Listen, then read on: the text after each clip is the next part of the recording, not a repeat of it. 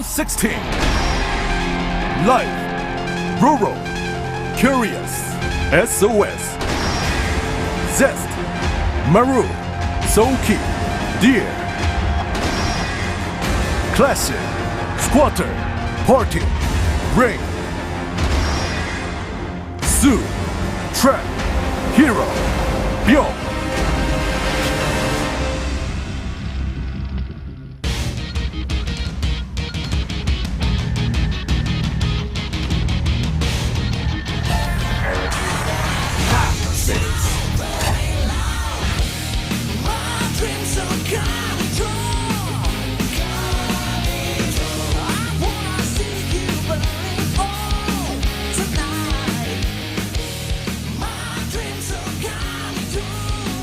Greetings and welcome to the GSL Code S. Tasteless and Wolf here, and it is all Protoss today. Here's a look at the round of 8 of what we have so far. There will be, no matter what, 2 more Protosses advancing into the next 2 slots, the final 2 slots. Indeed. They're going to fit, of course, the first place player will play against Hero, and the second place player will go up against Sue. So the rest of the places have already been determined, of course. We only have 1 Terran in the final 8 and 2 Zergs, so they're making up 1/4 there of the final 8. So going to be a really interesting round of 8. I think a lot of people are hoping Morrow will continue to go far here. He's had a great season. For sure. I'm really curious to see how he's going to do against Life, because he's totally changed up his TVP. He's looking really solid there, but now he's just totally switched gears and go against Life in a different matchup there. So that should be a fun one to watch. So our final 4 for the round of 8 will be a PvP, PvP, ZBT, and then a PvZ. Yes. So Protoss dominating so far. Yeah, I mean, they started out strong, and most of them did pretty well, as you might imagine, mathematically speaking, that they were going to get pretty far this season. So yeah, it's a pretty even with the number that we started with to the number that advanced. Yeah. So it was not as Protoss dominant as we were worried it might have been, you know, into the round of 8 if we could have all Protosses or something like that. But yeah, times have changed. If you've been watching the season, we've been talking about this a lot. Normally the Terrans historically have been the ones that have been the most dominant. It's the Protosses that were usually on the down and out. Now it seems like overall the meta and the players that are playing that race have adapted. Yeah, and we've got a ton of Protosses in today's group as well. Group C, we got a 4 Protoss player group, so that's going to be interesting to see who basically has the best Protoss versus Protoss. And we talked about this last time we cast together, but if you're a Protoss player and you're struggling with this matchup, there's a lot of things to learn here. I mean, today is kind of a funny day because by the end of today, I think anybody watching is going to have a very good idea of how to play PvP at a top level. It's going to be one of the more educational shows that we have here at the GSL Code S. PvP is a matchup that has a lot of mind games as well, and you can bet that every single time a player is not playing while they're watching the other players play, they're going to sit back, study the builds, and try to figure out exactly how each Protoss plays on each map. And we have 3 players on the same team today, SKT, so it's almost like a ranking match for SKT, which one of these Protosses is the best. It's funny, too, because PvP is the most volatile matchup in StarCraft II. It can end very quickly. You can lose one Stalker or a Zealot early on, and the game is decided at that point in time.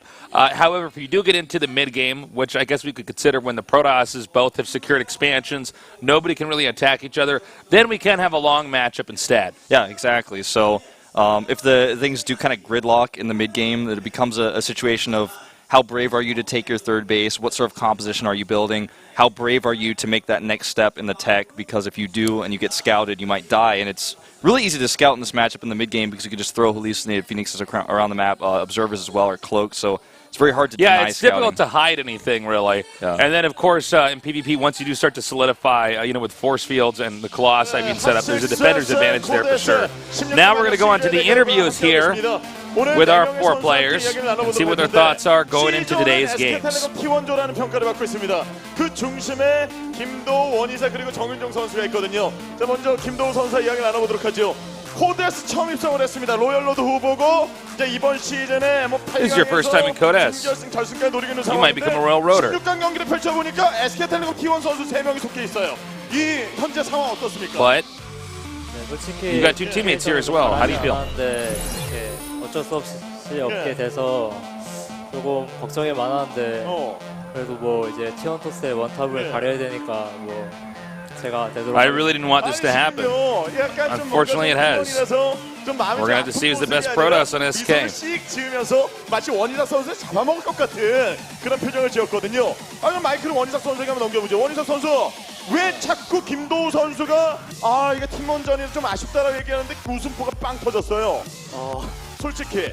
What did you laugh? 그냥 Classic was 노력이 talking. 말씀하시는 거 자체가 예. 그냥 다 웃겨서 그냥 속마음을 알고 있어서 좀 속마음 어떤데요? 아무한테도 안 질 것 같은 포스여서 I can't stop laughing when he talks because I know what he's really thinking. 지금 그러니까 나와서 오. 속마음은 다 이긴다 마인드. He's saying he's sad for the team kill, but I know that inside 그럼 개인적으로 he's thinking. I know that inside he's thinking that he's going to win. 김도우 선수의 그 부푸전 실력을 어느 정도라고 생각하세요? What do you think of Classic's PvP? 철학에 솔직히 있는 그대로. A, B, C, D가 있다면 예. 저랑 윤종이 형은 A라고 치고 예. 도우 형은 D라고 생각해요. If I was rated D요? from 아니, A to D, 김도우가 D, 도우의 D.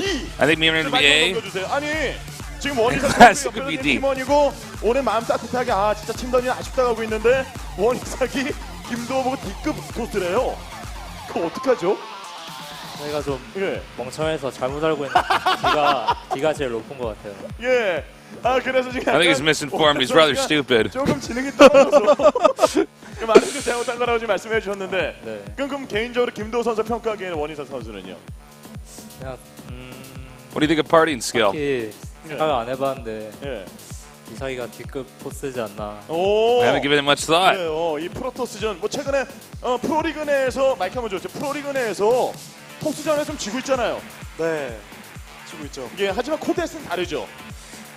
코데스는 다르죠. 예. You're losing a lot of PvPs in Pro League. 코데스는 코데스. But Code S is different, right? 코데스에서는 이기는 모습만 보여드리도록 하겠습니다. 그러면 김도우 선수가 만약에 승자전에서 Still lost a 만나면 lot of PvPs in Pro League. 몇 회나 스코어? But in Code S, I only 이거 이 I'll 질문을 win all the PvPs. 주는 거 자체가 좀 웃기긴 한데 당연히 2대0으로 이길 거고 제가 이기더라도 도우 형이 I think I will of course win 2-0 나량으로 against Classic. 잘 참고 최종전에서 윤종이 형이랑 예. 솔직히 그냥 좀 재밌는 싸움이 나올 것 I hope he doesn't get too upset 아무나 올라오셨으면 that 좋겠어요. 알겠습니다. I'm going to do well continuing 이 against Ram. 상황에서 원희삭 선수는 정윤종 선수가 최종전 갈 것이라고 예측까지 좀 해주셨거든요. 오늘 이 고래들 싸움에 또 여기 박현우 선수가 터질 수가 있거든요. 박현우 선수 SK텔레콤 T1 선수들이라 보니까 마음은 좀 상당히 편할 것 같은데 어떠세요 오늘? SK 같은 팀. What do you think about playing against 3 SK players? 좀 마음은 편해요. 예. 그리고 지금 어윤수 선수가 이런 이야기를 했거든요. I feel 박현우 comfortable. 선수가 조 2위로 They have to go through 올라와서 team kills. 자신에게 왔으면 좋겠다고. 그래서 박현우 선수를 개인적으로 제일 만나고 싶다고 이야기를 했거든요. 예. 예. 저도 그거 봤는데요. 저도 솔직히 원현수 선수랑 하고 싶거든요. 네. 근데 아마 올라가면 1등으로 올라가고 싶어서. 오. 1등으로 올라가면은 이제 4강, 8강에 Sue mentions that he wants to play against you the most. 잘만 풀리면 And hopes you make it to the round of 16. Make it through the round of 16. 뭐 자신감이라기보다는 Do you wanna meet him? 그냥. But if I'm going to meet him, I'd have to get second place. I'd rather go through as first place instead. 보려고요. 예. 그러면 오늘 이 4명의 선수 중에서 좀 가장 까다로운 선수를 누구라고 보세요? 요새 기세가 제일 좋은. Who do you think would be the most difficult opponent today? 제일 까다로운 것 같긴 한데 예. 이삭이랑 해도 재밌을 것 같아요. 원희삭 선수랑도 좀 재밌고 기세는 김도우 선수 가장 좋다고 이야기를 해주셨고요. 자, 오늘 마이클 넘겨 I think 정윤종 it's 선수 이야기 한번 Classics, 나눠보도록 the 하죠. one who's really on fire. But I think it'll also be tough to play against Party. 선수들이 자기 자신이 1위로 올라가서 깔끔하게 올라갈 것 같고 나머지 interested to hear 선수는 from 최종전으로 Rain. 돌아와라라고 이야기해주고 있거든요. 저 전체적으로 좀 대화하는 모습을 지금 보셨는데 우승자 출신이잖아요. 봤을 때 어떠세요? What do you think of the conversation as the next champion? 네, 제가 첫 번째 이겨가지고 네. 1위로 올라갈 거기 때문에 다시 만날 일은 없을 것 같고 예. 네, 도우 형은 만나게 된다. I don't think I'll be playing against Party after the first match 이겨드리고. because I'll win through the winner's match. 연습 때. 자, 그러면 아니 원희삭 선수는 왜 선수들 얘기가 왜 이렇게 다 다르죠? And against Classic, 아니, did 좀 pretty well 원희삭 against him in 선수는 practice. 자신이 좀 가장 A급, 정윤종이랑 같은 A급이라고 말씀해 주셨는데 정윤종 선수 이야기 들어보면은 오늘 그냥 패자전에서 멀리 돌아갈 거다. 만날 일이 없다고 이야기를 해줬어요. Said you and Rain are both ranked A. The Party said it'll beat you. How do you feel? 속마음은 Rain said it'll beat you. 이런 느낌일 것 같아요. 아니 근데 그런 거 치고는 정윤종 선수 I think he's just trying to look confident. 좀 있어요. 말로는 Deep inside, he's probably thinking, 보니까 원희석 어떻게 이겨? 원희석 어떡하지? So deep inside he's worried, like, how am I going to beat this guy? That's what he's trying to say here. 네, 이삭이는 한 2급 토스 정도. 2급이요? 2급 아래? 도형은 D급이고 예. 이삭이는 2급. 오, 야. 자, 살다 2급 토스는 제가 처음 들어봤어요. I rate classic as a D. 2급이면 And I rate partying as E. 토스잖아요. 예, 2급. Damn, we're getting deep in the alphabet here. Yeah, we certainly are, 제가 man. 아까 A급 토스라고 했잖아요. 예. 2급 토스가 I said he was A-rated just before. 하는지 보여드리도록 하겠습니다. 예, 근데 약간 좀 긴장하는 것 같은데 더듬고. 갑자기 No, so D-rated Protoss will be an A-rated 갑자기 저렇게 Protoss. 나오시니까 좀 당황스럽네요. 그래요. 자, 그러면은 이제 여기서 2위로 올라가면 어윤수 선수를 만날 수 있는데 어윤수 선수는 프로토스 선수들이 생각하기엔 좀 어떤 선수라고? 제가 예. He becomes second place against. Second place they're going to play against Sue. What do you think of his skills? 3대1로 깔끔하게 져서 예. 좀 다시 만나면은 그래도 어떻게든 이기려고 할 텐데 근데 만나고 싶진 않고요. 예. The 오늘 무조건 last time I played against him, I lost 3-1. 싫어서 그냥 조 1등을 노리고 왔거든요. 네. 그래서 무조건 1등으로 올라가야 될 것 같아요. 네. So I'd rather not meet him again. 마이크를 김도 선수에게 오늘 경기 임하는 마지막 각오 한 말씀 들어보겠습니다. I'd like to pass round of 16 as first in the group. 네, 처음으로 코드 S에 올라오게 됐는데 좀 16강 팀킬 전이기도 하고 This is my first time in Code S. 감회가 새로운데 I'll have to do team kill. 2승으로 바로 진출할 수 있도록 하겠습니다. 네, 그 보면 유독 But I'll work hard to become first place today. 잘안 쓰는 것 같아요. 김도우 선수만 유독 신경을 좀 많이 쓰시는 것 같은데 뭐 심리적인 좀 압박감이 좀 있었나요? 아니 저 원희삭과 정윤종 선수 전혀 신경을 안 써요. D급, 2급이래요. 예, 근데 뭐 개인적으로 뭐 신경 안 쓰이나요? Seems everybody's particularly sensitive about 처음 하는 you. 거기 때문에 예. 그냥 조금 신경을 쓴 것뿐이고 별로 그렇게 크게 신경을 안 써요. 예, 선수 배려 차원에서 약간 신경을 써줬다. 자, 그럼 마이크를 지금 박현우 선수에게 경기 각오 한 말씀 마지막으로.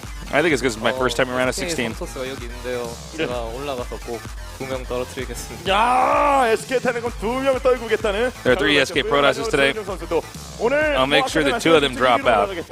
다른 선수는 누가 올라도 신경 안 쓰는 거죠.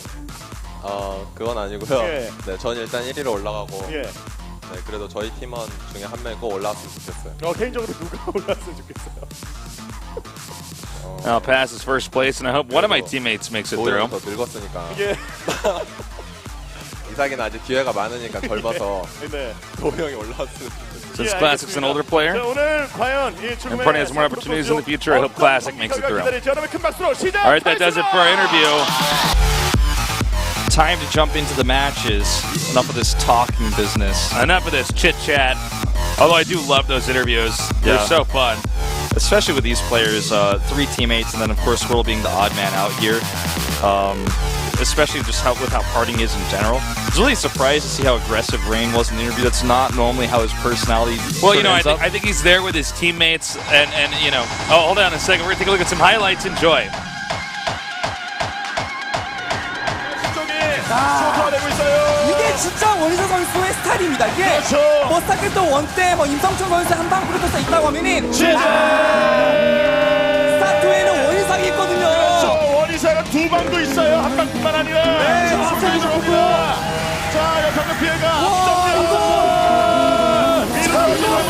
부족하거든요. 정의원이에요. 타격에 싸우면 안 됩니다. 예, 저 위에 공격도 떠 있고요. 자, 지상 병력이 마지막 나갔어요. 포신을 잡았지만 이 5대5 싸움까지 취재. 경기 끝났습니다. 이 한 번의 공격 타이밍에 무리군들을 구치 상태에서 깨달았어요. 이거 큰데요. 하고 있어요. 너무 큽니다. 그렇죠. 이 수비 라인 마지막 라인이거든요. 여기까지 들어와서 군단식도 들어주고 있고요. 네, 집정관. 집정관의 이 뭉칠 스플라시 데미지 들어가도 다치 한번 경기 마무리됐습니다. 이번 경기에서 역시 박천우는 박천우네요. 박건의 타이밍 이겨야 될 역점을 제대로 찍어 잡았거든요. 너무 배를 굴렸어요. 일벌레 배가 너무 많이 뽑았죠. 짓는 그 습성. 안정적으로 버릇이 될 수 있거든요. 그 프로젝트.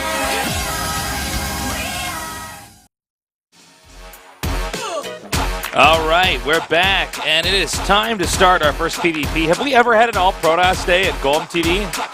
Is this our first Protoss, all Protoss day ever?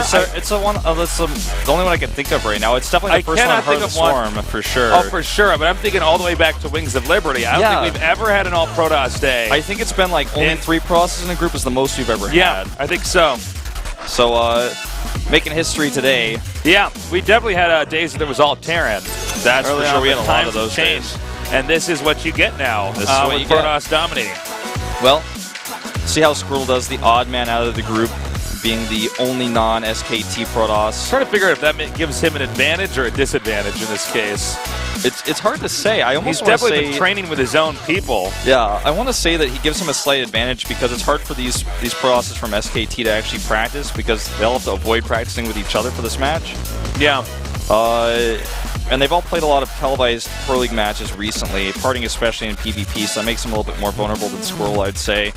I think it gives him a slight edge here, but regardless, I think if you look at all these players individually, they're all just better results-wise than Squirtle, so that makes him as well kind of the odd man out. So it's really tough to predict this group because this matchup is so volatile in general. Squirtle is our oldest Protoss, though, isn't he? Yeah. I mean, partying is old school, I guess you could say as well. Yeah, they used to both Classic be on and random. StarTale together a long time ago. That's very true.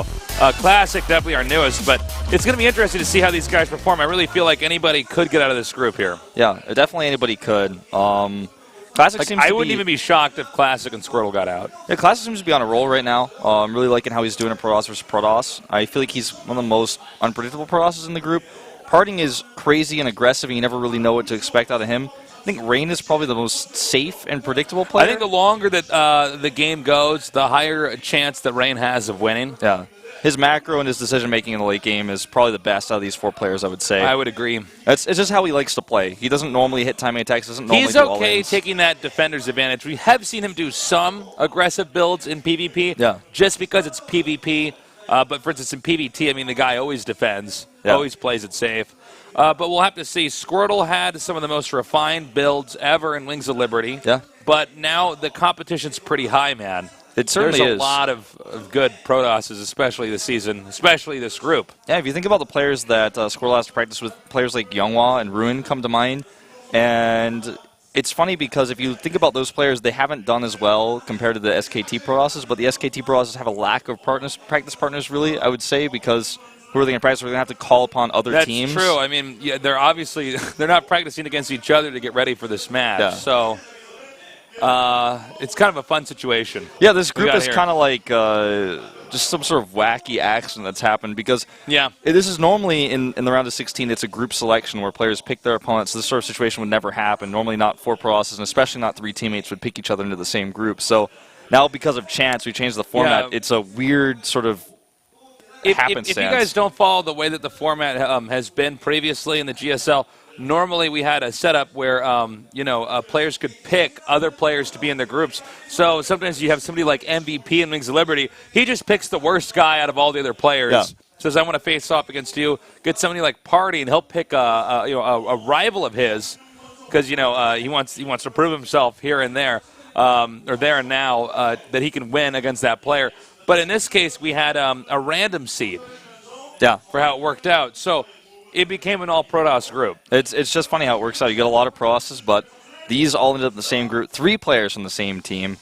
And it looks like we're going to go into our first match between these two. Yeah, we are ready to go. All right, here we go. Classic. This is his first time in Code S. He's gotten pretty deep.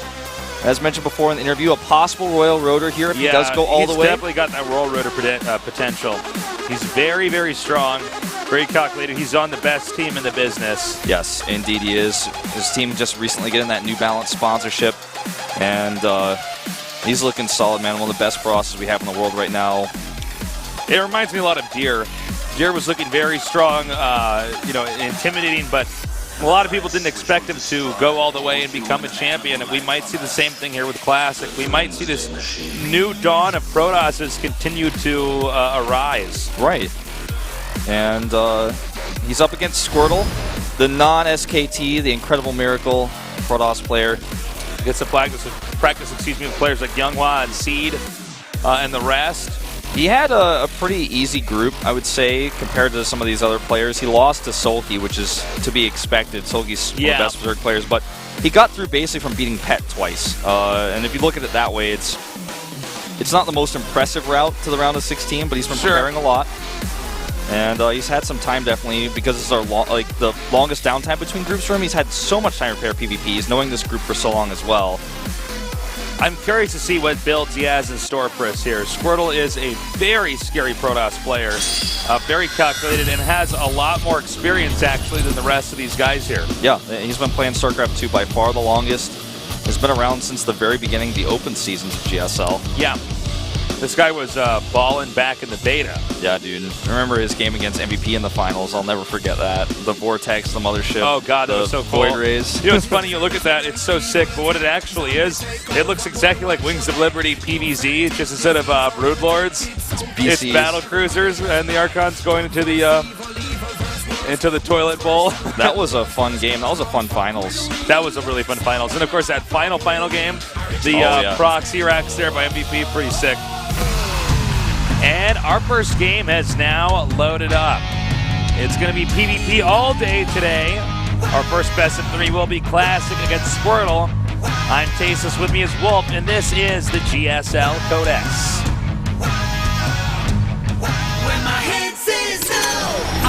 2014 Hot 6 GSL Season 1 Round 16 Classic versus Squatter. Okay, this is a massive map. They are in cross spots. That doesn't play a big of a role in this matchup since Protoss can get that early warp gate. There are a lot of different rushes you can do. I think this is probably the best map to go DTs on because scouting your opponent's tech is going to be very difficult, especially with the nerf to Mothership Core's vision. But even without that, are you really going to get over there and see what your opponent's doing? You know, to go off what you were saying as well, I think if this map does go past mid-game, you're going to have the longest PvPs imaginable. Yeah, true. On this, especially cross spots.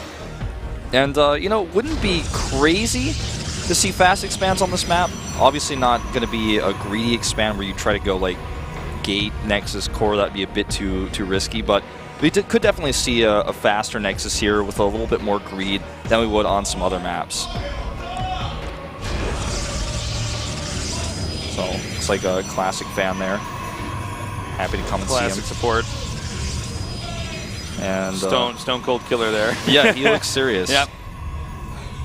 Now we have the gases being taken here. Obviously, they make the pylon right next to the minerals. They want to get as much mining time in as humanly possible. Now we see he's putting 3 in on the gas here for Squirtle. Will he put 3 in over here? He does as well. That tells me he's probably going to do a DT build. Yeah, I think it's a pretty high chance. Phoenix play is pretty good for this map as well. Sure. Because, I mean, Phoenix is just so fast, they can cover the map very quickly. And with both players going triple gas here, they're both definitely heading into a faster tech. If they went 2 and 2, it would lean more towards a faster expansion because they have the extra mineral mining there. So if they both go DTs, that could be crazy, but I feel like it's more likely we'll see at least one of them go Phoenixes. StarCraft II Heart of the Swarm. Heart of the Swarm. And, H-A-R-T. Yeah, H-E-A-R-T, man. H-A-R-T. Oh, it did actually say H-A-R-T. I missed that. Oh, I was like, Tasteless, you can't spell, man. Oh, wow. Wolf, you're so nice. You were just like, oh, no, you know. Let's fix that now, man. That said H-A-R-T. Well, look at this. We already have a huge difference. A Sentry versus a Stargate, a little bit faster here. So a safer build goes to Classic. But I like Squirtle's build a little bit more for the map. He's also going to try to go over here and scout, and I think he'll be able to get in there, or at least he's going to see the Sentry, so that's tell enough that there's not going to be a fast tech coming out of his opponent. Now, I'm wondering if he's going to bank this, the Phoenixes, and if so, for how long.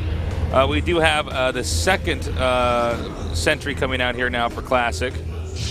Yeah, and he goes for that expand back there. Now, in this case, you know, if he goes for mass Phoenixes, this could be really effective. I mean, he could, for instance, get enough Phoenixes, fly into that back expansion, pick up probes, yeah, or milk out the the Nexus cannon, and then back up, and then pick up probes. Meanwhile, attack into the front. So we're going to see if, in this case, if Classic can defend from 2 attacking locations. But if Squirtle doesn't do a good enough amount of damage, then Classic is suddenly going to take a huge lead. And, you know, from here, actually, I almost like Classic's build a little bit better, getting the Stargate just off the back end of that expansion. And he has a lot of gas banked up because he went for 3 and 3 in the gas as well. And that means that he's going to be able to basically have non-stop Phoenix production. And if he realizes his opponent's also going Phoenixes, he might be able to add a second Stargate off of 4 gases because he's going to have those 4 gases a little bit faster should he choose to go for this. The thing that really hurts him, though, is that he doesn't know what he's up against yet, and he has no information. There's no way for him to see at this point in time. So that's one thing that's a little bit scary for him. It's going to be 2 Phoenixes and almost 3 Phoenixes against 1 here. When he first arrives at Classic Space, that could hurt. He's going to have to keep those his smaller number of Phoenixes over the Nexus so he can Nexus get in that. Probe does get in here.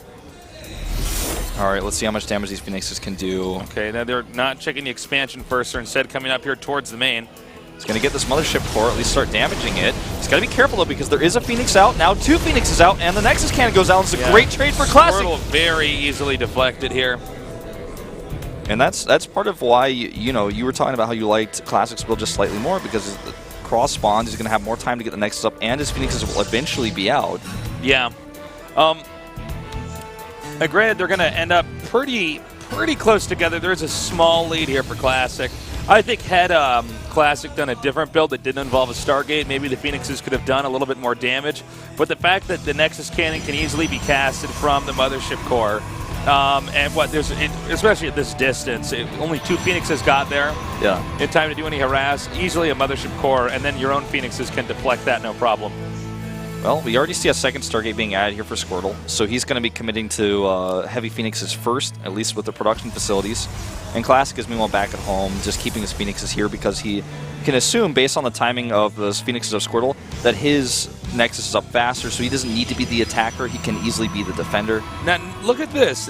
We have a second Stargate coming down now for Squirtle. So Squirtle is going to bank up a large number of Phoenixes in the hope that he can catch his opponent's Phoenixes, and wiping them out entirely, and from there he can take out tons of probes. On the other hand, Classic is going for, I guess you could call it a more textbook PvP with Stargate Incorporated. Yeah, and Classic gets a faster fleet beacon, so he's going to have less Phoenixes, but they are going to have more range. And it's really funny because this lines up pretty even. If you have way more Phoenixes than your opponent, they have the range upgrade. It doesn't matter that they have the range upgrade, but if you're fairly even in Phoenixes and you have the range upgrade, obviously you're going to crush the fight. So he doesn't see the second Stargate, but he might be able to assume based on the Phoenix count here. Pretty heavy supply block right now, by the way. Squirrel's been supply block for a long time. And that only just now ends. This is going to be an interesting game, Tasus. Yeah, it really is. So we have Squirtle now completely committing to air. On the other hand, we have Classic with a balance of air and ground. Squirtle even getting the +1 air attack now. Yeah, something that Classic is missing. He's getting a second Stargate up a little bit later. But these two are basically going down 2 different paths to the same end. It's not like either player really gets an advantage it's like here. There's a fork in the road here, but that fork leads to the same location ultimately. Now for the Phoenix count, it's 8 versus 9.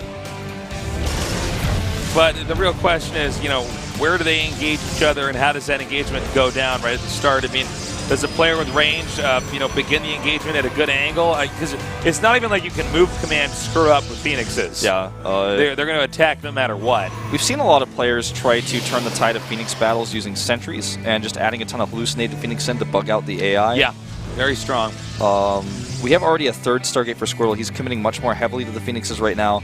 And he wants to go over here and poke and scout his opponent's third base. Phoenix count basically dead even right now. Range is done for both players as well. And we'll see, actually, he turns around. He doesn't even go commit to this because he's so scared that if he doesn't have the better Phoenix count, sometimes when you engage... Is that going to be the third Stargate Yeah, third Stargate. Squirtle? Okay. Wow. So he's really committing. And if in PvP, in Phoenix versus Phoenix battles, if you start a fight that you can't win, it's almost impossible to retreat because the Phoenixes just link lasers with each other, and you're just going to be able to chase those down and kill them. So really, this whole game, as it's looking right now, and I don't think we're going to deviate from this, is going to come down to one climactic moment where the game will be decided in seconds. And what we may see from Classic here, we've seen this a lot. This type of play that we see from Classic reminds me of a lot of what Genius would do, the former MVP Genius, who's now on Love Your Girlfriend, I guess. This is a team that he just recently joined. He's always going into Archons when this situation arises. He's already got the Twilight Council Classic does. If he has the Templar Archives, he can get Archons out pretty quickly, and those are going to help immensely against Phoenixes, because Phoenixes can't lift the Archons. They do a lot of splash damage. And Squirtle actually decides to go into Void Race here. He's just going to say, I have the better air control. You saw he went for Zealot Legs for a second there, by the way, Classic did, and then canceled. Yeah. I was wondering if that was just a misclick. Now going for that Templar Archives, probably for those Archons like you were saying. Yeah, and the Void Raid choice is interesting because if somebody tries to switch into Blink Stalkers or Immortals on the ground, this can be great.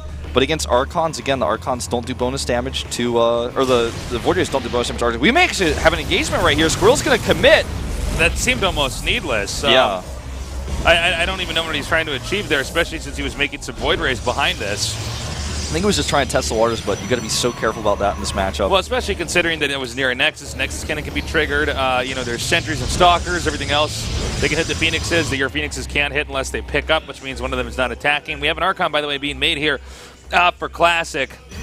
Now, without robotics for either player, DTs could become something that we could see because we don't have any cannons either. Okay, now cannons are being added for Classic. He's being very smart about this. Something else to consider is that it's really hard to scout without observers because you're never going to be able to sneak an hallucination into the base if he has that many Phoenixes to shut it down. You're never going to be able to send a probe across the map, as you can see here as well, with the Phoenixes not spotting it. And, I mean, a lot of Void Rays out here still for Squirtle, who's now gone up to 4 Stargates and adds, again, the +2 air weapons. That's something that Classic is still missing. So Squirtle is all in here with air dominance. By the way, though, Classic actually ahead in Phoenixes simply because Squirtle has 6 Void Rays. And this can be really good for Classic because of those Archons he's adding in on the ground. And this is something that Squirtle is just not really taken into consideration. I think he's expecting a more heavy commitment to armored units on the ground, which is just not happening. Looks like he's considering a 4th base as well, but Classic is going to deny that. Just walking across the map with some Archons here, and he has +1. Let's see how exactly this is going to work out, because I think the timing on the 3rd could be fairly strong here for Classic. I mean, they're dead even in supply, but the unit mixture is really what's key here. It's Archons and the Phoenix combination against the Phoenix Void Ray combination that I'm really starting to feel it here for Classic. I feel like Squirtle may have now taken a turn here for the worse, but let's see. Let's see how the execution goes. Yeah, I mean, it could go either way, especially with all these Void Rays about to pop out, and he is starting to add gateways to help buffer. But I don't know, man. Those Archons are going to be pretty critical in this fight. It's really about the Void Rays. If the Archons can kill the Void Rays, that's the most important thing.